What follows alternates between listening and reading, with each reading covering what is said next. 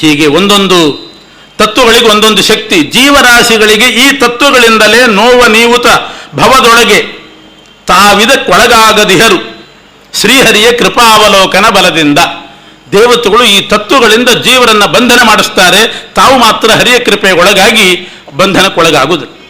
ಇಂತು ಭ್ರಾಂತಿಯ ನೀವ ತತ್ವಗಳ, ಹೀಗೆ ತತ್ವಗಳಿಂದ ನಮಗೆ ಅನರ್ಥ ಆಗ್ತದೆ. ಆದರೆ ಇದನ್ನು ಸಾರ್ಥಕಪಡಿಸ್ಕೊಳ್ಳಿಕ್ಕೆ ಏನು ಮಾಡಬೇಕು ಅಂದರೆ, ಇಂತು ಭ್ರಾಂತಿಯ ನೀವ ತತ್ವಂಗಳೇ ಮಹಾಂತರ ಸಂಘ ದೊರಕೊಳ್ಳಲು, ಮಹಾತ್ಮರ ಸಂಘ ಆಗಿಬಿಟ್ರೆ ಇದೇ ತತ್ವ ಅವರನ್ನು ಉದ್ಧಾರ ಮಾಡ್ತದಂತೆ. ಇಂತು ಭ್ರಾಂತಿಯ ನೀವ ತತ್ವಂಗಳೇ ಮಹಾಂತರ ಸಂಘ ದೊರಕೊಳ್ಳಲು ಸಂತತ ಶ್ರವಣಾದಿ ಸನ್ಮಾರ್ಗಕ್ಕೆ ಎರಗಿಸಿ ಕಂತುಪಿತನ ತೋರಿಸುವವು. ಆಗ ಮಹಾತ್ಮರ ಸಂಘ ಆಗಿಬಿಟ್ರೆ ಕಿವಿ ಕಥಾಶ್ರವಣ ಮಾಡಿಸ್ತದೆ, ಕಣ್ಣು ಭಗವಂತನ ವಿಗ್ರಹ ನೋಡಿಸ್ತದೆ, ಕೈ ಪೂಜೆ ಮಾಡಿಸ್ತದೆ. ಈ ರೀತಿ ಮಾಡಿಸಿ ಅವನನ್ನು ಮೋಕ್ಷಕ್ಕೆ ಕರ್ಕೊಂಡು ಹೋಗ್ತದೆ. ಹರಿಯತ್ತ ನಡೆಸುವವು, ಹರಿನಾಮ ನುಡಿಸುವವು, ಹರಿಪೂಜೆಗಳ ಮಾಡಿಸುವವು, ಹರಿಮೂರ್ತಿ ನೋಡಿಸಿ ಹರಿಕೀರ್ತಿ ಕೇಳಿಸಿ ನರರ ಅಹಂಕೃತಿಯ ಕೆಡಿಸುವವು. ಅಹಂಕಾರ ಬರದೇ ಇರುವಂತೆ ಮಾಡ್ತದೆ. ಯಾಕೆ ಅಹಂಕಾರ ಬರ್ತದೆ ಅಂದರೆ, ವಿಷಯ ಪದಾರ್ಥಗಳಿಂದ ಬರೇ ಭೋಗದಲ್ಲಿ ತೊಡಗಿದಾಗ ಅಹಂಕಾರ ಬರ್ತದಂತೆ. ಇದೇ ಇಂದ್ರಿಯಗಳು ಪರಮಾತ್ಮನ ಪೂಜೆ ಕಥಾಶ್ರವಣ ಇವುಗಳನ್ನು ಮಾಡ್ತಾ ಇದ್ರೆ ಅಹಂಕಾರ ಅವನಿಗೆ ಬರೋದಿಲ್ಲ.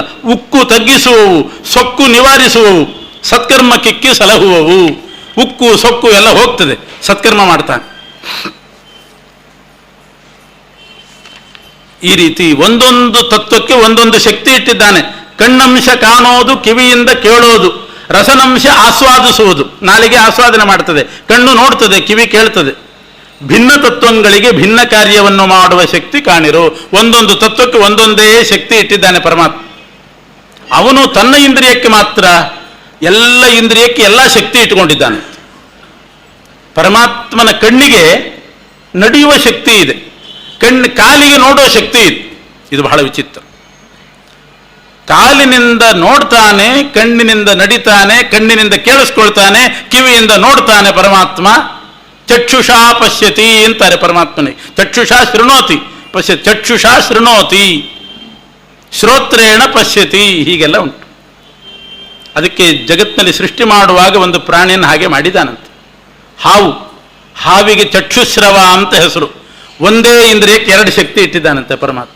ನೋಡೋ ಶಕ್ತಿನೂ ತುಂಬಿದ್ದಾನೆ, ಕೇಳಿಸ್ಕೊಳ್ಳೋ ಶಕ್ತಿನೂ ತುಂಬಿದ್ದಾನಂತೆ. ಒಂದೇ ಇಂದ್ರಿಯಕ್ಕೆ ಎರಡು ಶಕ್ತಿ ಇಟ್ಟಿದ್ದಾನೆ.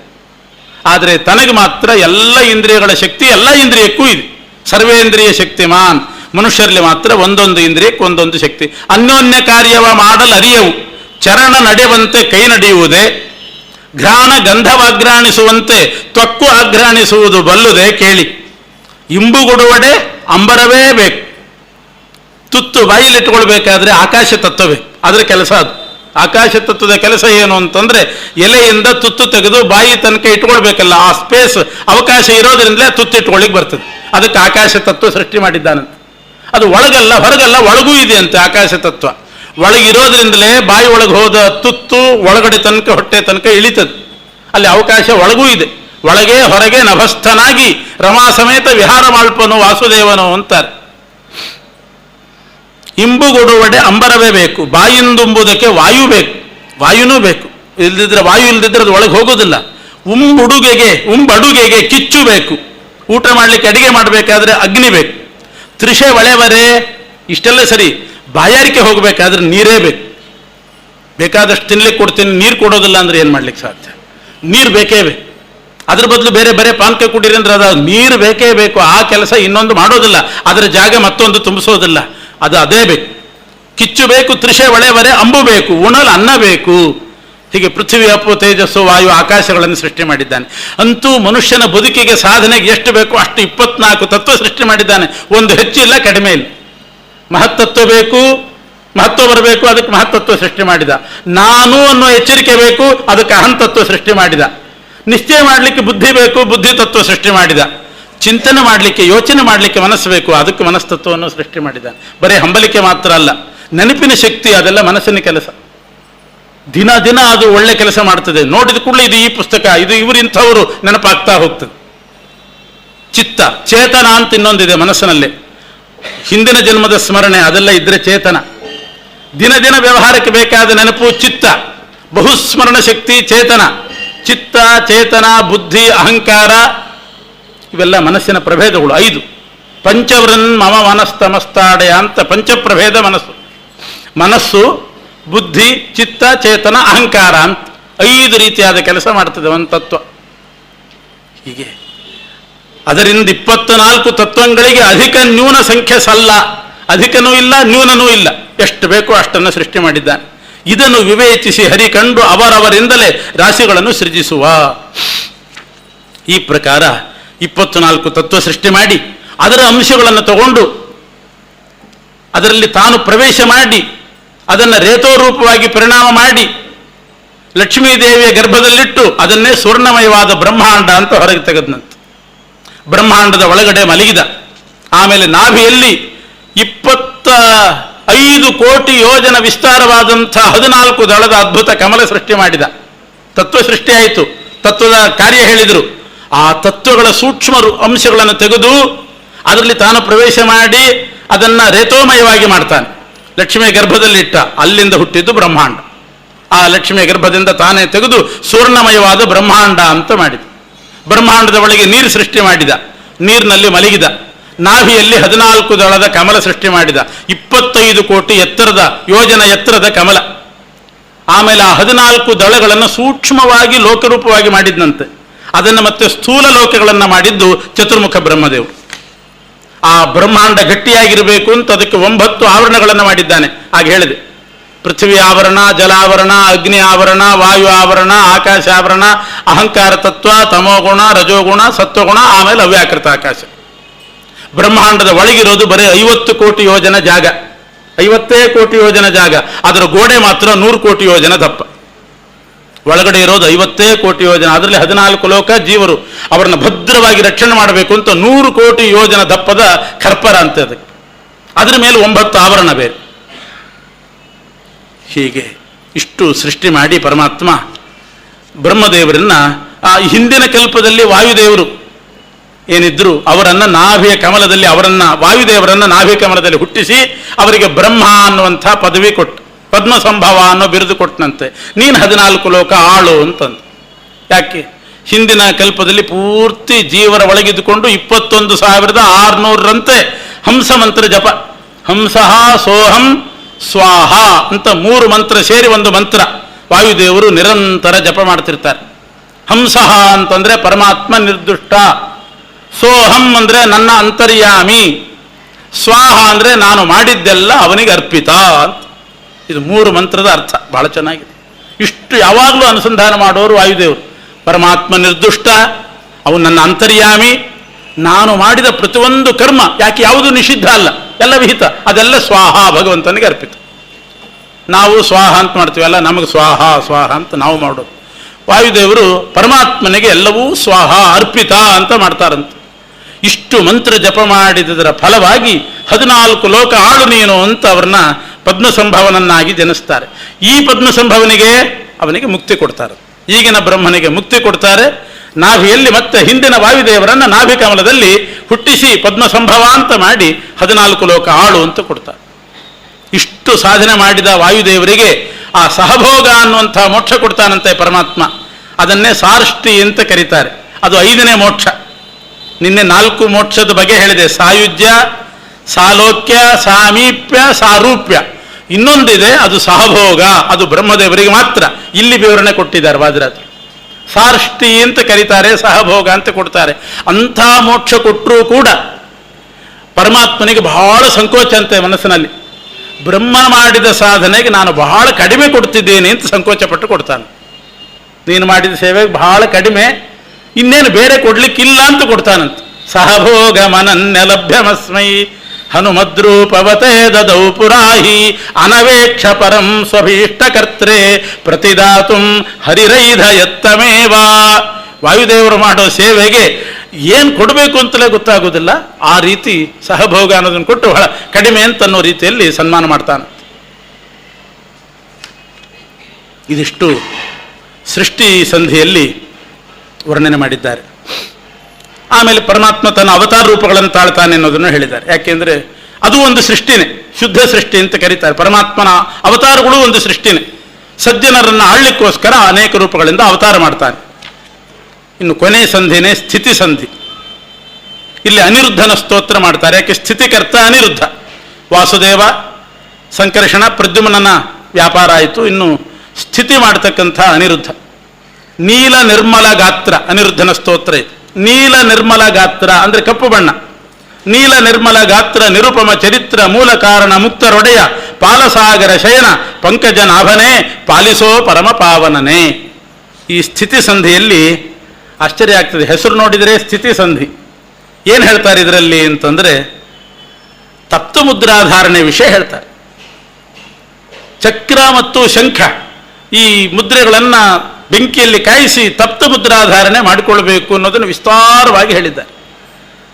ಈ ಸ್ಥಿತಿ ಸಂಧಿಯಲ್ಲಿ ಬರೋದೆಲ್ಲ ಧರ್ಮದ ವಿಚಾರ. ಯಾಕೆ? ಸ್ಥಿತಿ ಅಂದರೆ ಏನು?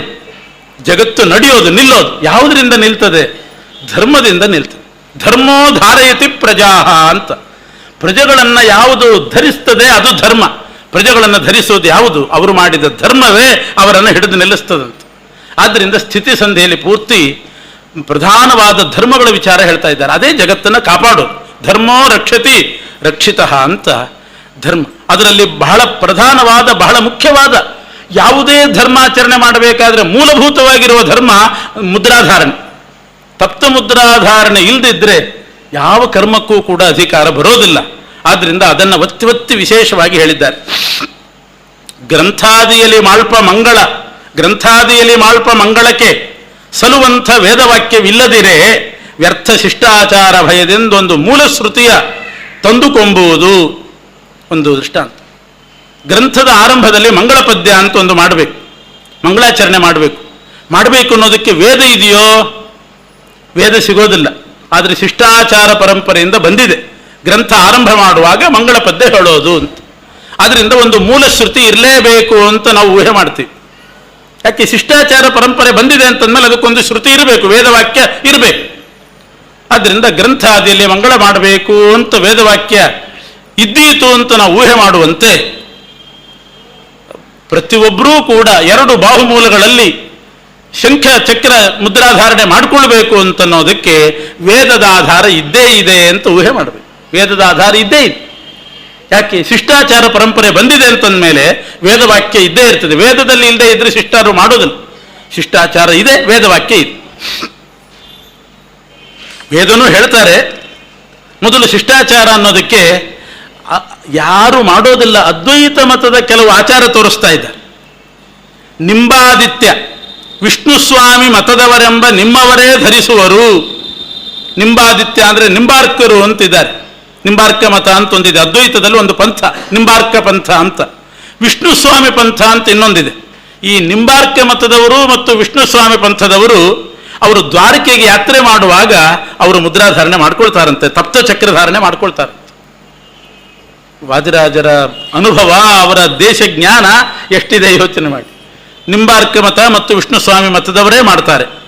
ತುಂಬಿದ ತತ್ವವಾದಿಗಳು ರಾಮಾನುಜರು ಸಂಭ್ರಮದಿ ಚಕ್ರ ಧರಿಸುವರೈ. ರಾಮಾನುಜ ಮತದಲ್ಲಿಯೂ ಕೂಡ ಚಕ್ರ ಧರಿಸುವ ತಪ್ತ ಮುದ್ರಾಧಾರಣೆ ಪದ್ಧತಿ ಇದೆ. ಹೀಗೆ ಅವರಲ್ಲಿಯೂ ಇದೆ, ನಿಮ್ಮ ಮತದವರಲ್ಲಿಯೂ ಇದೆ. ನಿಮ್ಮ ಮತದ ಸನ್ಯಾಸಿಗಳೆಲ್ಲರೂ ನಿರ್ಮಲ ಊರ್ಧ್ವಪುಂಡ್ರ ಧರಿಸಿ ತಮ್ಮ ಕರದಿಂದಲೇ ಚಕ್ರ ಮುದ್ರಿಕೆ ಸತ್ಕರ್ಮ ಮಾಡುವಲ್ಲಿ ಧರಿಸುವರು. ಭಾಗವತ ಪಂಥ ಅಂತ ಒಂದು ಅದ್ವೈತದಲ್ಲೇ ಭಾಗವತ ಪಂಥ ಅಂತಿದೆ. ಆ ಭಾಗವತ ಪಂಥದವರು ಸತ್ಕರ್ಮ ಮಾಡುವಾಗ ಅವರೂ ಕೂಡ ಊರ್ಧ್ವಪುಂಡ್ರ ಧರಿಸಿ ಮುದ್ರಾಧಾರಣೆ ಮಾಡಿಕೊಂಡು ಆಮೇಲೆ ಸತ್ಕರ್ಮ ಧಾರಣೆ ಮಾಡ್ತಾರೆ. ಅದರಿಂದ ಅದೇ ಪ್ರಧಾನವಾದ ಧರ್ಮ.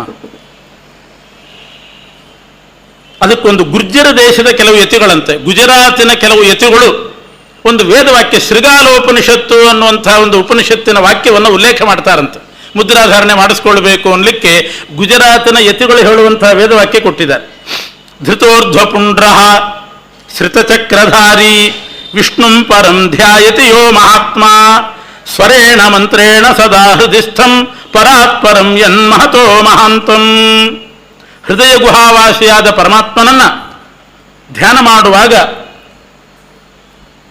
ಓಂಕಾರ ಮಂತ್ರದಿಂದ ಅವನನ್ನ ಧ್ಯಾನ ಮಾಡಬೇಕು, ಜಪಿಸಿ ಧ್ಯಾನ ಮಾಡಬೇಕು.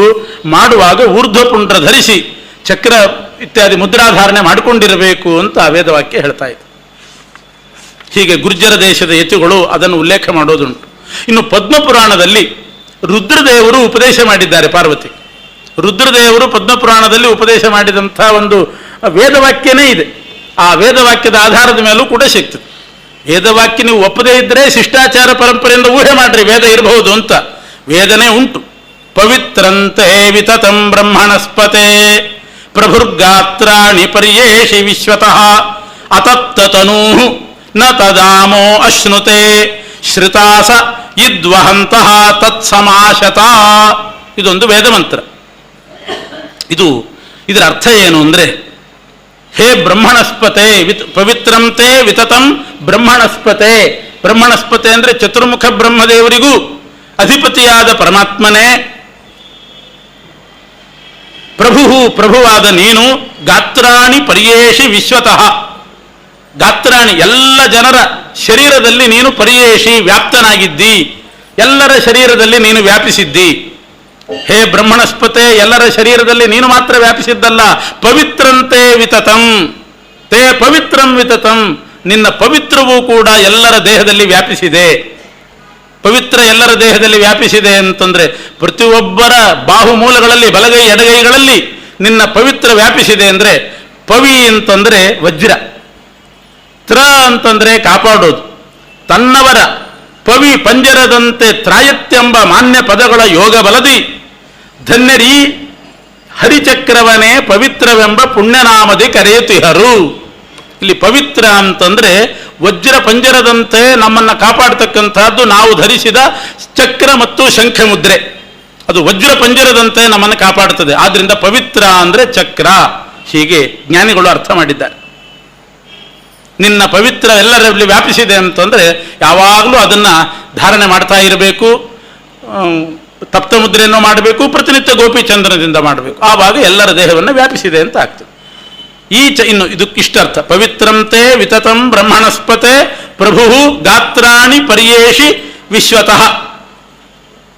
ಎಲ್ಲರ ಗಾತ್ರಾಣಿ ಶರೀರಗಳನ್ನು ನೀನು ಪರ್ಯೇಷಿ ವ್ಯಾಪಿಸಿದ್ದಿ.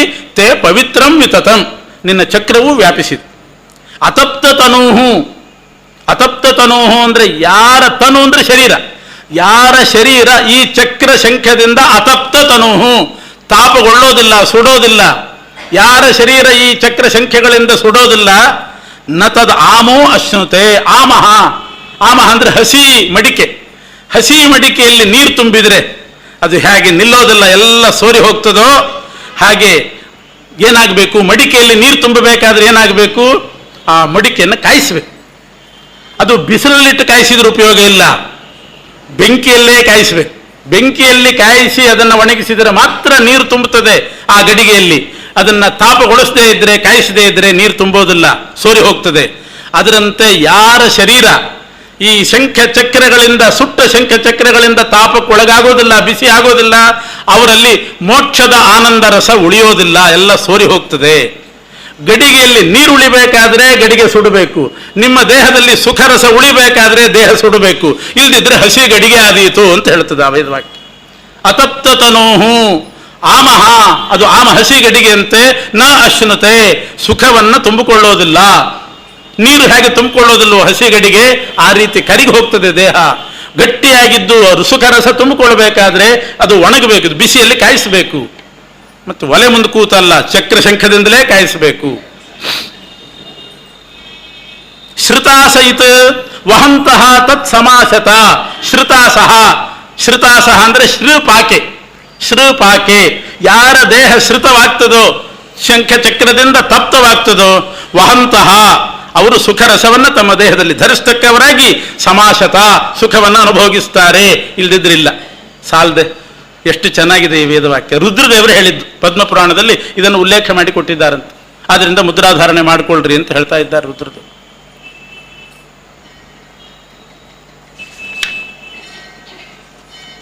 ಶ್ರೀಪಾಕೆ ಎಂಬ ಧಾತುವಿನಿಂದಲೇ ಚಕ್ರತಾಪ ಭುಜಯುಗದಲ್ಲಿ ಹುದು ಗೋಪೀಚಂದನದಲ್ಲಿ ಅನುದಿನವೂ ವಹಿಸುವರ ಕೃಪಾಳು ಹರಿ ಅವರಿಗೊಲಿವ. ಅನುದಿನ ಗೋಪೀಚಂದನದಲ್ಲಿ ಒಂದು ಸಲವಾದರೂ ಕೂಡ ವರ್ಷಕ್ಕೆ ಅಗ್ನಿಯಲ್ಲಿ ಕಾಯಿಸಿದಂಥ ಶಂಖಚಕ್ರ ಧಾರಣೆ ಮಾಡಬೇಕು. ಇದಕ್ಕೆ ಬೇರೆಯವರ ಅರ್ಥ ಏನು ಹೇಳ್ತಾರೆ ಅಂತಂದರೆ, ಅತಪ್ತ ತನೂಹು ನ ತದಾಮೋ ಅಶ್ನುತೆ ಅಂತಂದರೆ ಮೈ ಸುಟ್ಕೊಳ್ಬೇಕು ಅಂತ ಅರ್ಥ ಅಲ್ಲ. ಶಂಖಚಕ್ರದಿಂದ ಚಾಂದ್ರಾಯಣ, ಕೃಚ್ಛ್ರ, ಚಾಂದ್ರಾಯಣ ಇಂಥ ವ್ರತಗಳನ್ನು ಮಾಡಿ ಅದರಿಂದ ತಪ್ತರಾಗಬೇಕು, ಆವಾಗ ಸುಖ ಅವರಲ್ಲಿ ನಿಲ್ತದೆ ಅಂತ ಬೇರೆಯವರ ಅರ್ಥ ಹೇಳ್ತಾರೆ. ಅದಕ್ಕೆ ವಾದಿರಾಜರು ಕೇಳಿದರು, ಹಾಗೆ ಹೇಳಬೇಕಾದ್ರೆ ಕೃಚ್ಛ್ರ ಚಾಂದ್ರಾಯಣದಿಂದ ತಪ್ತರಾಗಬೇಕು ಅಂತ ಹೇಳಬೇಕಷ್ಟೆ. ಅತಪ್ತ ತನು ಅಂತ ತನು ಅನ್ನೋ ಪದ ಇದೆ. ಕೃಚ್ಛ್ರ ಚಾಂದ್ರಾಯಣಾದಿ ವ್ರತ ಮಾಡಿದರೆ ದೇಹ ತಪ್ತ ಆಗೋದಿಲ್ಲ, ಮನಸ್ಸು ಬೇಕಾದ್ರೆ ತಪ್ತ ಆಗ್ತದಷ್ಟೆ. ದೇಹಕ್ಕೆ ತಾಪ ಆಗಬೇಕು ಅಂತಂದ್ರೆ ಆ ಶಂಖಚಕ್ರ ಸುಟ್ಟು ಅದರಿಂದ ಮುದ್ರಾಧಾರಣೆ ಮಾಡಿದಾಗ ಅತಪ್ತ ತನು ಅನ್ನುವಂಥ ತನು ಪದ ಸಾರ್ಥಕ್ಯ. ಇಲ್ಲದೆ ಇದ್ರೆ ಕ್ಲೇಶ ಪಡಬೇಕು ಅಂತ ಅಷ್ಟೇ ಹೇಳಿದ್ರೆ ಸಾಕಾಗ್ತಿತ್ತು. ದೇಹ ಅನ್ನೋ ಶಬ್ದ ಹಾಕಿದ್ರಿಂದ ದೇಹದ ಮೇಲೆ ಮುದ್ರಾಧಾರಣೆ ಮಾಡಿಕೊಳ್ಬೇಕು ಅನ್ನೋದೇ ಅರ್ಥ ಆಗ್ತದೆ ಅಂತ ಅದಕ್ಕೆ ಉತ್ತರ ಕೊಟ್ಟು. ಇನ್ನು ಕೆಲವರು ಹೇಳ್ತಾರೆ, ಈ ಮಂತ್ರದಲ್ಲಿರೋ ಪವಿತ್ರ ಅಂದ್ರೆ ಚಕ್ರ ಅಲ್ಲ, ದಶಾಪವಿತ್ರ ಅಂತ ಒಂದು ಯಜ್ಞದಲ್ಲಿ ಬಳಸ್ತಾರೆ. ಯಜ್ಞದ ಸಾಮಗ್ರಿಗಳಲ್ಲಿ ಸೃಕು, ಸೃವ ಅಂತೆಲ್ಲ ಇದ್ದ ಹಾಗೆ, ಚಮಸ ಇವೆಲ್ಲ ಇದ್ದ ಹಾಗೆ ದಶಾಪವಿತ್ರ ಅಂತ ಒಂದು ಸಾಧನ ಇದೆ. ದಶಾಪವಿತ್ರ ಅಂದ್ರೆ ಏನು ಗೊತ್ತೇನೋ, ಅದೊಂದು ಬಟ್ಟೆ ತುಂಡು. ದಶಾಪವಿತ್ರ ಅಂದ್ರೆ ಬಟ್ಟೆ ತುಂಡು. ಸೋಮಯಾಗ ಮಾಡುವಾಗ ಸೋಮಲತೆಯನ್ನು ಜಜ್ಜಿ ಅದನ್ನು ಹಿಂಡಿ ಅದನ್ನು ಸೋಸಬೇಕು. ಸೋಸುವಾಗ ಒಂದು ಬಟ್ಟೆ ಹಾಕಿ ಅದರಲ್ಲಿ ಸೋಸ್ತಾರೆ. ಆ ಬಟ್ಟೆ ತುಂಡಿಗೆ ದಶಾಪವಿತ್ರ ಅಂತ ಕರೀತಾರೆ. ಅದನ್ನು ಈ ಮಂತ್ರ ಹೇಳ್ತಾ ಇರೋದು. ಚಕ್ರದ ವಿಷಯ ಬಂದೇ ಇಲ್ಲ ಅಂತ ಕೆಲವರ ವಾದ. ಅದಕ್ಕೆ ಹೇಳ್ತಾರೆ, ಪವಿತ್ರಂತೆ ವಿತತಂ ಬ್ರಹ್ಮಣಸ್ಪತೆ ಪ್ರಭುರ್ ಗಾತ್ರಾಣಿ ಪರ್ಯೇಷಿ ವಿಶ್ವತಃ ಅಂತಿದೆ. ನಿನ್ನ ಪವಿತ್ರ ಎಲ್ಲರ ದೇಹದಲ್ಲಿ ವ್ಯಾಪ್ತವಾಗಿದೆ ಅಂತ ಹೇಳುವಾಗ, ಪವಿತ್ರ ಅಂತಂದ್ರೆ ಆ ಸೋಮರಸ ಸೋಸುವಂಥ ಬಟ್ಟೆ ತುಂಡು ಅಂತ ಅರ್ಥ ಮಾಡಿದರೆ ಅದು ಎಲ್ಲರ ದೇಹದಲ್ಲಿ ವ್ಯಾಪ್ತವಾಗಿದೆಯೋ? ಸೋಮರಸದ ಹಿಂಡುವಂಥ ಅದನ್ನು ಸೋಸುವ ಬಟ್ಟೆಯನ್ನು ಯಾರಾದರೂ ದೇಹದಲ್ಲಿ ಧಾರಣೆ ಮಾಡ್ತಾರೇನು? ಅದರಿಂದ ಎಲ್ಲರ ದೇಹದಲ್ಲಿ ವ್ಯಾಪಿಸಿದೆ ಅಂತ ಅನ್ನಬೇಕಾದ್ರೆ ಬಟ್ಟೆ ತುಂಡು ಅದು ಪಾತ್ರೆ ಮೇಲೆ ಇಡ್ತಾರೆ, ಸೋಸ್ತಾರೆ.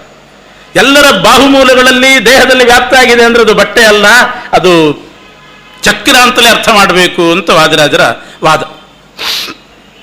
ಒಂದು ಶ್ರುತಿ ಕೊಟ್ಟರೂ ಕೂಡ ಅದು ಅಲ್ಲ ಅಂತ ವಾದ ಮಾಡೋರಿದ್ದಾರೆ. ಏನಂತ ಪವಿತ್ರಂತೆ ಅನ್ನೋದು ಆ ದಶಾಪವಿತ್ರಕ್ಕೆ ಸಂಬಂಧಪಟ್ಟದ್ದು ಅಂತ ಕೆಲವರು. ಅದಕ್ಕೆ ಉತ್ತರ ಕೊಟ್ಟರು. ಹಾಗಾದ್ರೆ ಯಾಗದಲ್ಲಿ ಆ ಬಟ್ಟೆ ತುಂಡಿನಿಂದ ಸೋಸುವಾಗ ಈ ಮಂತ್ರ ಹೇಳ್ತಾರೆ, ಪವಿತ್ರಂತೆ ಅನ್ನೋ ಮಂತ್ರ ಅಲ್ಲಿ ಹೇಳ್ತಾರೆ. ಬರೀ ಚಕ್ರಧಾರಣೆ ಮಾಡುವಾಗಲ್ಲ, ಚಕ್ರಧಾರಣೆ ಮಾಡುವಾಗ ಇದನ್ನು ಹೇಳೋದೇ ಇಲ್ಲ, ಬೇರೆ ಮಂತ್ರ ಹೇಳ್ತಾರೆ. ಸೋಸುವಾಗ ಆ ಬಟ್ಟೆ ತುಂಡಿಡುವಾಗ ಹೇಳೋ ಮಂತ್ರ ಇದು. ಹಾಗಾದ್ರೆ ಯಾಕೆ ಹೇಳಿದರು? ಅಲ್ಲಿ ಯಾಕೆ ಹೇಳಿದರು? ಅಲ್ಲಿ ಯಾಕೆ ವಿನಿಯೋಗ ಆಯಿತು ಈ ಮಂತ್ರ ಅಂದ್ರೆ ಅದಕ್ಕೆ ಹೇಳ್ತಾರೆ, ಈ ಸುದರ್ಶನ ಚಕ್ರ ಎಷ್ಟು ಪವಿತ್ರವೋ ಅದನ್ನು ಹೇಳುವ ಆ ವೇದ ಮಂತ್ರದಿಂದ ಅಭಿಮಂತ್ರಿಸಬೇಕಂತೆ ಆ ಬಟ್ಟೆಯನ್ನು. ಇದೂ ಕೂಡ ಇದರಂತೆ ಪವಿತ್ರವಾಗಲಿ, ಅಪವಿತ್ರ ಬಟ್ಟೆಯಿಂದ ಸೋಸಬಾರ್ದಲ್ಲ. ಆ ಬಟ್ಟೆಗೆ ಪಾವಿತ್ರ ಬರೋದಕ್ಕೋಸ್ಕರ ಪರಮಾತ್ಮನ ಈ ಚಕ್ರದಂತೆ ಪವಿತ್ರ ಆಗಲಿ ಅಂತ ಅದನ್ನು ಹೇಳೋದಷ್ಟೇ ಹೊರತು ಆ ಪವಿತ್ರ ಅನ್ನೋದಕ್ಕೆ ಅದು ಅರ್ಥ ಅಲ್ಲ. ಒಂದು ಮಂತ್ರವನ್ನು ಬೇರೆ ಬೇರೆ ಕಡೆ ಉಪಯೋಗಿಸಿದ ಕೂಡಲೇ ಆ ಮಂತ್ರ ಪ್ರತಿಪಾದ್ಯ ಅದು ಅಂತ ತಿಳ್ಕೋಬಾರ್ದು. ಈಗ ನಾವು ಊಟ ಮಾಡುವಾಗ ವ್ಯಾಹೃತ್ಯ ಪ್ರೋಕ್ಷ, ವ್ಯಾಹೃತಿ ಮಂತ್ರದಿಂದ ಪ್ರೋಕ್ಷಣೆ ಮಾಡಬೇಕು. ಭೂರ್ಭುವ ಸ್ವಹ ಅಂತ ಪ್ರೋಕ್ಷಣೆ ಮಾಡ್ತಾರೆ. ಅನ್ನ ಅಭಿಮಂತ್ರಣ ಮಾಡ್ತಾರೆ. ಗಾಯತ್ರಿ ಮಂತ್ರದಿಂದ ಅಭಿಮಂತ್ರಣ ಇದೆಲ್ಲ ಮಾಡೋದುಂಟು. ಗಾಯತ್ರಿ ಮಂತ್ರದಿಂದ ಅನ್ನ ಅಭಿಮಂತ್ರಣ ಮಾಡಿದ ಕೂಡಲೇ ಗಾಯತ್ರಿಯ ಮಂತ್ರದ ಅರ್ಥ ಅನ್ನ ಅಂತ ಯಾರಾದರೂ ಹೇಳ್ತಾರೋ? ಗಾಯತ್ರಿಯ ಮಂತ್ರ ಅನ್ನವನ್ನು ಪ್ರತಿಪಾದನೆ ಮಾಡೋದಲ್ಲ. ಗಾಯತ್ರಿ ಮಂತ್ರ ಪ್ರತಿಪಾದನೆ ಮಾಡೋದು ಭಗವಂತನನ್ನೇ. ಆದರೆ ಆ ಮಂತ್ರದಿಂದ ಅನ್ನವನ್ನು ಅಭಿಮಂತ್ರಣ ಮಾಡ್ತೀವಿ ಅಷ್ಟೇ, ಅಭಿಮಂತ್ರಣ ಮಾಡ್ತೀವಿ. ಗಂಗಾ ಜಲದಿಂದ ಯಾವುದಕ್ಕಾದರೂ ಪ್ರೋಕ್ಷಣೆ ಮಾಡಿದ ಕೂಡಲೇ ಅದೇ ಗಂಗಾಜಲ ಅಲ್ಲ. ಗಂಗಾಜಲ ಪ್ರೋಕ್ಷಣೆ ಮಾಡಿದ್ರಿಂದ ಆ ವಸ್ತು ಪವಿತ್ರ ಆಯಿತು. ಹಾಗೆ ಪವಿತ್ರಂತೆ ವಿತತಂ ಅನ್ನೋ ಮಂತ್ರದಿಂದ ಆ ಬಟ್ಟೆಯನ್ನು ಅಭಿಮಂತ್ರಿಸಿದ್ರಿಂದ ಇದು ಪವಿತ್ರ ಆಗ್ತದಷ್ಟೇ ಹೊರತು ಚಕ್ರದಂತೆ ಪಾವನ ಆಗ್ತದೆ ಹೊರತು ಆ ಮಂತ್ರ ಬಟ್ಟೆಯನ್ನೇ ಹೇಳೋದಲ್ಲ. ಸುದರ್ಶನ ಚಕ್ರವನ್ನೇ ಪ್ರತಿಪಾದನೆ ಮಾಡುವಂತಹ ಮಂತ್ರ ಅಭಿಮಂತ್ರಿಸಲಿಕ್ಕೆ ಇದಕ್ಕೆ ಉಪಯೋಗಿಸ್ತೀವಿ. ಐಂದ್ರಿಯ ಗಾರ್ಹಪತ್ಯಂ ಉಪತಿಷ್ಠತೆ ಅಂತ ವಾಕ್ಯ. ಐಂದ್ರಿಯ ಇಂದ್ರ ಪ್ರಕಾಶಕ ಮಂತ್ರದಿಂದ ಅಗ್ನಿಯನ್ನು ಉಪಸ್ಥಾನ ಮಾಡಬೇಕು ಅಂತಿದೆ. ಐಂದ್ರಿಯ ಮಂತ್ರದಿಂದ ಅಗ್ನಿಯನ್ನು ಉಪಸ್ಥಾನ ಮಾಡುವಂತೆ, ಸ್ತೋತ್ರ ಮಾಡುವಂತೆ, ಗಾಯತ್ರಿಯ ಮಂತ್ರದಿಂದ ಅನ್ನವನ್ನ ಪ್ರೋಕ್ಷಣೆ ಮಾಡುವ, ಅಭಿಮಂತ್ರಣ ಮಾಡುವ ಹಾಗೆ ಈ ಪವಿತ್ರಂತೆ ವಿತತಂ ಅನ್ನೋದ್ರಿಂದ ಏನು ಆ ಬಟ್ಟೆ ತುಂಡನ್ನು ಅಭಿಮಂತ್ರಣ ಮಾಡಲಿಕ್ಕೆ ಉಪಯೋಗಿಸ್ತೇವಷ್ಟೇ ಹೊರತು ಪವಿತ್ರ ಶಬ್ದಕ್ಕೆ ಅದೇ ಅರ್ಥ ಅಲ್ಲ. ನಿಜವಾದ ಅರ್ಥ ಸುದರ್ಶನ ಚಕ್ರ ಅಂತಲೇ. ಇನ್ನು ಹಾಗೆ ನೋಡ್ಲಿಕ್ಕೆ ಹೋದ್ರೆ ಈ ದರ್ಭೆ ಪವಿತ್ರ ಹಾಕುವಾಗಲೂ ಪವಿತ್ರಂತೆ ವಿತತಂ ಅಂತ ಹೇಳ್ತಾರೆ. ಹಾಗೆ ಅಂತ ಹೇಳಿ ಅದು ದರ್ಭೆಯನ್ನೇ ಪ್ರತಿಪಾದನೆ ಮಾಡೋದು ಅಂತ ಅರ್ಥ ಅಲ್ಲ. ದರ್ಭೆ ಪವಿತ್ರವನ್ನ ಬೆರಳಲ್ಲಿ ಧರಿಸುವಾಗ ಈ ಮಂತ್ರ ಹೇಳಿದ್ರೆ ಆ ಸುದರ್ಶನ ಚಕ್ರದಂತೆ ಅದು ಕೂಡ ನಮ್ಮನ್ನು ಕಾಪಾಡ್ತದೆ. ದರ್ಭೆ ಪವಿತ್ರ ಧಾರಣೆ ಮಾಡಿದರೆ ಯಾರೂ ಬಂದು ನಮ್ಮ ಸತ್ಕರ್ಮವನ್ನು ಕೆಡಿಸೋದಿಲ್ಲ. ಯಾಕೆ? ದರ್ಭೆ ಇದ್ದಲ್ಲಿ ವಿಷ್ಣು ಬ್ರಹ್ಮ ಇವರದ್ದೆಲ್ಲ ಸನ್ನಿಧಾನ ಇರ್ತದೆ. ಅದು ಕೈಯಲ್ಲಿದ್ದಾಗ ಯಾರು ಬಂದು ಆ ಸತ್ಕರ್ಮವನ್ನು ಕೆಡಿಸಲಿಕ್ಕೆ ಸಾಧ್ಯ? ಇನ್ನೊಬ್ಬರು ಮುಟ್ಟೋದಿಲ್ಲ ಅಂತ ಅದು ಇದ್ದಾಗ. ಅದಕ್ಕೆ ಅದನ್ನು ಆ ಮಂತ್ರವನ್ನು ಹೇಳಿ ಅದು ನಮ್ಮನ್ನು ಕಾಪಾಡಲಿ ಅಂತ ಹೇಳಿ ಆ ಮಂತ್ರ ಅಭಿಮಂತ್ರಣ ಮಾಡೋದಷ್ಟೇ ಹೊರತು ಅದು ಅರ್ಥ ಅಲ್ಲ. ಇನ್ನೂ ಉತ್ತರ ಕೊಡ್ತಾರೆ ವಾದಿರಾಜರು. ಪ್ರಾಜಾಪತ್ಯಂ ಪವಿತ್ರಂ ಶತೋದ್ಯಾಮಂ ಹಿರಣ್ಮಯಂ ತೇನ ಬ್ರಹ್ಮವಿದೋ ವಯಂ ಪೂತಂ ಬ್ರಹ್ಮ ಪುನೀಮಹೇ ಅಂತ ಒಂದು ಬಂತು. ಅಲ್ಲಿಯೂ ಪವಿತ್ರ ಶಬ್ದ ಇದೆ. ಪ್ರಾಜಾಪತ್ಯಂ ಪವಿತ್ರಂ ಶತೋದ್ಯಾಮಂ. ಏನರ್ಥ? ಶತೋದ್ಯಾಮಂ ಅಂದ್ರೆ 100 ಬಾರಿ ಎತ್ತಿ ಇಡ್ತಕ್ಕಂತಹ, ಉದ್ಯಾಮ ಅಂದ್ರೆ ಎತ್ತೋದು, 100 ಬಾರಿ ಎತ್ತಿ ಇಡ್ತಕ್ಕಂತಹ ಪವಿತ್ರ ಏನಿದೆ ಅದರಿಂದ ನಮ್ಮ ದೇಹವನ್ನು ನಾವು ಪಾವನಗೊಳಿಸ್ಕೊಳ್ತೇವೆ. 100 ಬಾರಿ ಎತ್ತಿಡೋದು. ಯಾವುದ್ರಲ್ಲಿ ಎತ್ತಿಡೋದು? ಅಗ್ನಿಯಲ್ಲಿ. ಅಗ್ನಿಯಲ್ಲಿ 100 ಬಾರಿ ಎತ್ತಿಡ್ತಕ್ಕಂಥ ಪವಿತ್ರ ಅಂತಂದ್ರೆ ಆ ಬಟ್ಟೆ ತುಂಡು ಅಂತ ಅರ್ಥ ಮಾಡಿದ್ರೆ 100 ಬಾರಿ ಅಗ್ನಿಯಲ್ಲಿ ಎತ್ತಿಡ್ಲಿಕ್ಕೆ ಆಗ್ತದ? ಒಂದು ಸಲ ಅಗ್ನಿ ಹಾಕಿದ್ರೆ ಸುಟ್ಟು ಹೋಗ್ತದೆ ಬಟ್ಟೆ. ಅದರಿಂದ 100 ಬಾರಿ ಅಗ್ನಿಯಲ್ಲಿ ಎತ್ತಿ ಇಡ್ತಕ್ಕಂಥ ಪವಿತ್ರ ಅಂದ್ರೆ ಚಕ್ರ ಮುದ್ರೆನೇ ಆಗ್ಬೇಕು. ಯಾಕೆ? 100 ಭಕ್ತರು ಬಂದಾಗ ಬೆಂಕಿಯಲ್ಲಿ ಇಡೋದು, ಎತ್ತೋದು, ಹಾಕೋದು, ಮತ್ತೆ ಬೆಂಕಿಯಲ್ಲಿ ಇಡೋದು. ಪ್ರಾಜಾಪತ್ಯಂ ಪವಿತ್ರಂ ಶತೋದ್ಯಾಮಂ ಹಿರಣ್ಮಯಂ ಅಂತಿದೆ. ಬಟ್ಟೆಯಲ್ಲಿ ಆದರೂ ಹಿರಣ್ಮಯ ಆಗ್ತದ? ಹಿರಣ್ಮಯ ಪವಿತ್ರ ಅಂತಿದೆ. ಅದು ದಶಾ ಪವಿತ್ರ, ಸೋಮರಸ ಸೋಸುವಂಥ ಬಟ್ಟೆ ಅಂತ ಅರ್ಥ ಮಾಡಿದ್ರೆ ಅದು ಬಂಗಾರದ್ದ ಬಟ್ಟೆ? ಬಟ್ಟೆ ಬಂಗಾರದ್ದು ಅಂದ್ರೆ ಅರ್ಥ ಏನು? ಆದರೆ ಚಕ್ರ ಮಾತ್ರ ಬಂಗಾರದ್ದು ಅಂದ್ರೆ ಸರಿಯಾಗ್ತದೆ. ಯಾಕೆಂದ್ರೆ ಪ್ರಮಾಣ ಇದೆ. ಚಕ್ರ ಶಂಖ ಮುದ್ರಾಧಾರಣ ಮಾಡುವಾಗ ಚಕ್ರಂ ಸುವರ್ಣತಃ ಕುರ್ಯಾತ್ ರಾಜತಂ ಶಂಖಮೇವಚ. ಬೆಳ್ಳಿದ್ದು ಶಂಖ ಆಗಬೇಕು, ತಪ್ತ ಮುದ್ರಾಧಾರಣೆ ಮಾಡುವಾಗ ಬಂಗಾರದ ಚಕ್ರ ಆಗಬೇಕಂತ. ಈಗ 2 ತಾಮ್ರದ್ದೇ ಆಗಿದೆ, ಇರಲಿ. ಅಂತೂ ಚಕ್ರ ಬಂಗಾರದ್ದು, ಶಂಖ ಬೆಳ್ಳಿದ್ದಿರಬೇಕು ಅಂತುಂಟು.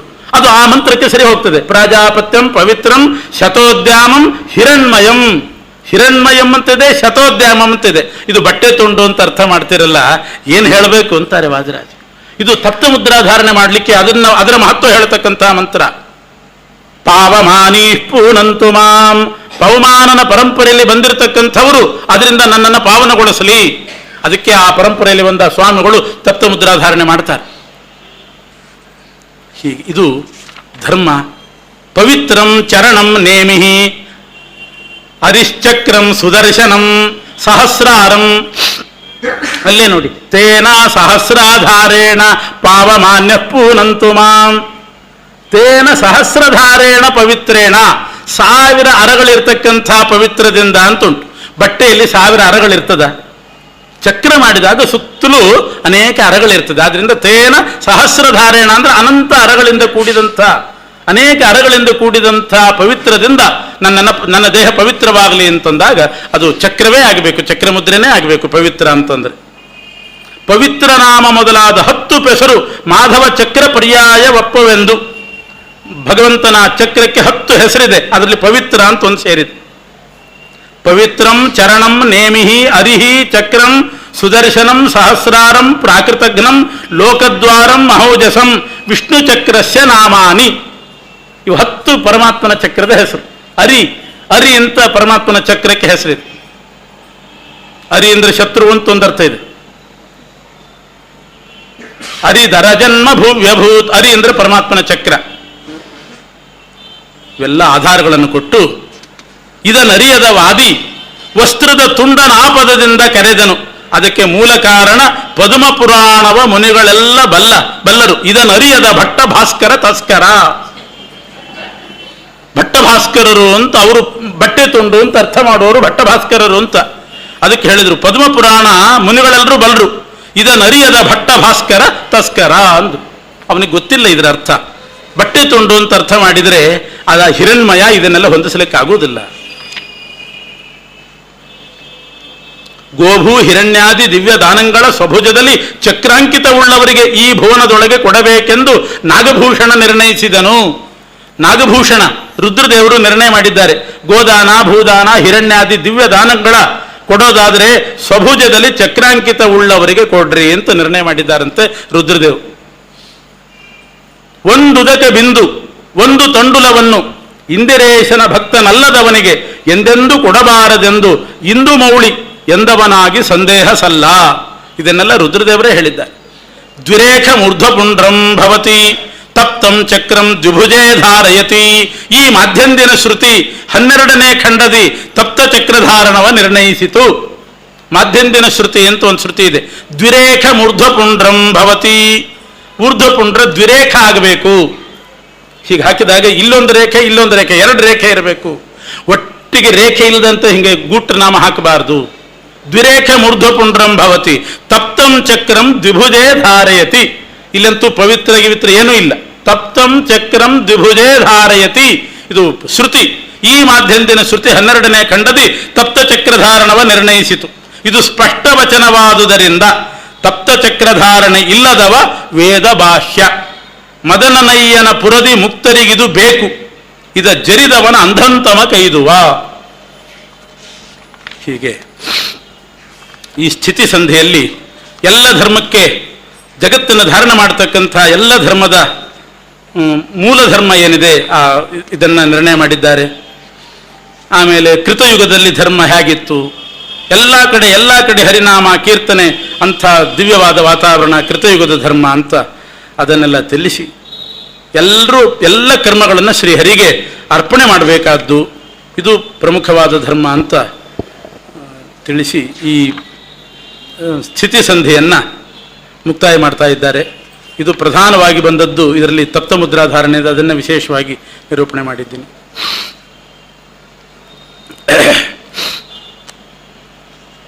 ಇನ್ನು ಹಯವದನ ಎನ್ನ ಇಹ ಪರಗತಿಗೆ ನಿನ್ನ ಕಾರುಣ್ಯ ಕಾರಣವು ಅನ್ಯರ ನರಿಯೇ ಶರಣ್ಯ ನೀ ಕೈಬಿಡಿದು ಎನ್ನ ರಕ್ಷಿಪ ಭಾರ ನಿನ್ನದು.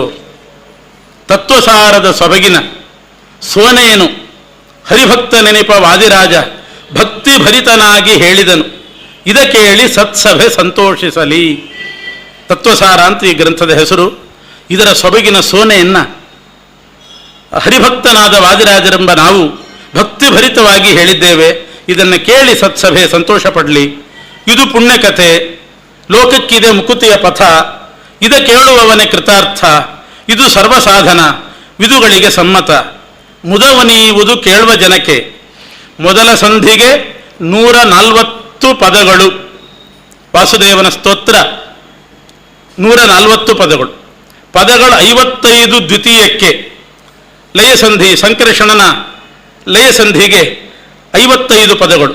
ಅದರ ಮೇಲಣ ಸಂಧಿ ಪದಗಳು 82. ಪ್ರದ್ಯುಮ್ನ ಮಾಡತಕ್ಕಂಥ ಸೃಷ್ಟಿ ವ್ಯಾಪಾರ ತಿಳಿಸುವ ಸಂಧಿ 72 ಪದಗಳು. ತುದಿಯ ಸಂಧಿಗೆ ಸ್ಥಿತಿ ಸಂಧಿಯಲ್ಲಿ 111 ಪದಗಳು. ಅದರಲ್ಲಿ ತಪ್ತಮುದ್ರಾಧಾರಣೆ, ಕೃತಯುಗದ ಧರ್ಮ ಇದನ್ನೆಲ್ಲ ತಿಳಿಸಿದ್ದಾರೆ. ಇಂತು 388 ಪದಗಳು ಒಟ್ಟು 388 ಪದಗಳು. ಸಂತೋಷದಿ ವಾದಿರಾಜ ಅಂತರಂತರದಿ ಪ್ರಮಾಣ ಶ್ಲೋಕಗಳ ತಿಂತಿಣಿಯ ಕೂಡಿ ಮಾಡಿದ. ಇದು ಬರೇ ಕನ್ನಡದ ಪದ್ಯ ಅಲ್ಲ, ಅದರ ಜೊತೆಗೆ ಪ್ರಮಾಣ ಶ್ಲೋಕಗಳನ್ನು ವೇದವಾಕ್ಯಗಳನ್ನು ಸೇರಿಸಿ ಅಂತರಂತರದಿ ಪ್ರಮಾಣ ಶ್ಲೋಕಗಳ ತಿಂತಿಣಿಯ ಕೂಡಿ ಮಾಡಿದ ಅಂತ ಈ 4 ಸಂಧಿಯ ವೈಕುಂಠ ವರ್ಣನೆ ಎನ್ನುವಂಥ ಕಾವ್ಯವನ್ನು 4 ಪುರುಷಾರ್ಥ ಕೊಡುವಂತೆ 4 ಭಗವದ್ ರೂಪಗಳ ಸ್ತೋತ್ರ ರೂಪವಾಗಿ ಈ ವೈಕುಂಠ ವರ್ಣನೆಯನ್ನು ವಾದಿರಾಜ ಗುರುಸಾರ್ವಭೌಮರು ರಚನೆ ಮಾಡಿಕೊಟ್ಟಿದ್ದಾರೆ. ಇದೊಂದು ಮಾರ್ಗದರ್ಶನ ಮಾತ್ರ ನಾನು ಮಾಡಿದ್ದೀನಿ. ಇದನ್ನು ಪ್ರತಿನಿತ್ಯ ದಿನಕ್ಕೆ ಒಂದೊಂದು ಮಾಡಿದರೆ ಸರಿ, 300 ಚಿಲ್ಲರೆ ಇದೆ. ದಿನಕ್ಕೆ ಒಂದೊಂದು ಪದ್ಯವನ್ನು ಅನುಸಂಧಾನ ಮಾಡ್ತಾ ಹೋದರೆ ಈ ಪ್ರಮೇಯಗಳೆಲ್ಲ ಚೆನ್ನಾಗಿ ಮನದಟ್ಟಾಗ್ತದೆ. ಆ ಮೋಕ್ಷ ಮಾರ್ಗದಲ್ಲಿ, ಆಧ್ಯಾತ್ಮಿಕ ಮಾರ್ಗದಲ್ಲಿ ನಡೆಯುವಂಥ ಪ್ರವೃತ್ತಿ ಉಂಟಾಗ್ತದೆ. ಅದಕ್ಕಾಗಿ ಮಾಡಿದಂಥ ಗ್ರಂಥ. ಇಲ್ಲಿ 2 ದಿವಸಗಳ ಕಾಲ ಈ 4 ಸಂಧಿಗಳ ಸಾರವನ್ನು ಸಂಕ್ಷಿಪ್ತವಾಗಿ ಹೇಳಿ ಪರಿಚಯ ಮಾಡಿಕೊಟ್ಟಿದ್ದೀನಿ. ಈ ಇದರ ವೈಕುಂಠ ವರ್ಣನೆಯ ಪ್ರೋಕ್ಷಣೆಯನ್ನು ನಿಮ್ಮ ಮೇಲೆ ಮಾಡಿದ್ದೀನಿ ಅಂತ ಹೇಳಬೇಕಷ್ಟು. ವೈಕುಂಠ ವರ್ಣನೆಯಲ್ಲಿ ಯಾರನ್ನೂ ಮುಳುಗಿಸಿಲ್ಲ, ಪ್ರೋಕ್ಷಣೆ ಮಾತ್ರ ಮಾಡಿದ್ದೀನಿ, ತೀರ್ಥ ಪ್ರೋಕ್ಷಣೆ ಮಾಡಿದ ಹಾಗೆ. ಇದನ್ನು ಈ ವೈಕುಂಠ ವರ್ಣನೆ ಕಾರ್ಯಕ್ರಮ, ಇದರ ಪ್ರವಚನ ನಡೀಬೇಕು ಅಂತ ಹೇಳಿ ಈ ಮದ್ರಾಸಿನ ಜೀವಾಬಾಯಿ ಸಹೋದರಿಯರು ಈ ಕಾರ್ಯಕ್ರಮವನ್ನು ಏರ್ಪಡಿಸಿ ಎಲ್ರಿಗೂ ಕೂಡ ಇದರ ಶ್ರವಣ ಆಗಿ ಅನುಕೂಲ ಆಗಲಿ ಅಂತ ಇದನ್ನು ಮಾಡಿದ್ದಾರೆ. ವಾದಿರಾಜ ಗುರುವಂತರ್ಗತ ಚತುರೂಪಿಯಾಗಿರತಕ್ಕಂಥ ಭಗವಂತ ಅವರಿಗೆ ಮತ್ತು ಶ್ರವಣ ಮಾಡಿದ ಎಲ್ಲ ಸದ್ಭಕ್ತರಿಗೂ, ಈ ಕಾರ್ಯಕ್ರಮ ಆಯೋಜನೆ ಮಾಡಿದಂಥ ಇಲ್ಲಿಯ ಈ ರಾಘವೇಂದ್ರ ಮಠದ ಎಲ್ಲ ರಾಯರ ಕೈಂಕರ್ಯದಲ್ಲಿ, ಕೃಷ್ಣನ ಮುಖ್ಯ ಪ್ರಾಣದೇವರ ಕೈಂಕರ್ಯದಲ್ಲಿ ತೊಡಗಿದ ಎಲ್ಲ ಭಕ್ತರಿಗೂ ಕೂಡ ಶ್ರೀಹರಿ ಅನುಗ್ರಹ ಮಾಡಲಿ, ಉತ್ತರೋತ್ತರ ಶ್ರೇಯಸ್ಸನ್ನುಂಟು ಮಾಡಲಿ ಅಂತ ಈ ವೈಕುಂಠ ವರ್ಣನೆ ಪ್ರವಚನವನ್ನು ಮುಕ್ತಾಯ ಮಾಡ್ತಾರೆ.